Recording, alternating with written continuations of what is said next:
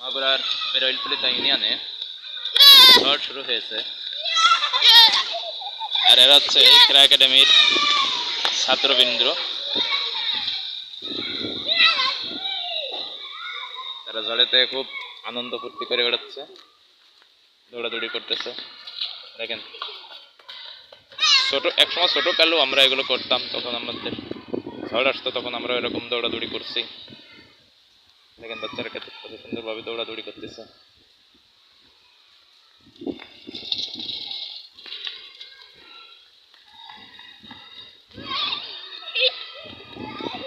আস্তে দৌড়ান, আস্তে, পড়ে যাবেন তো।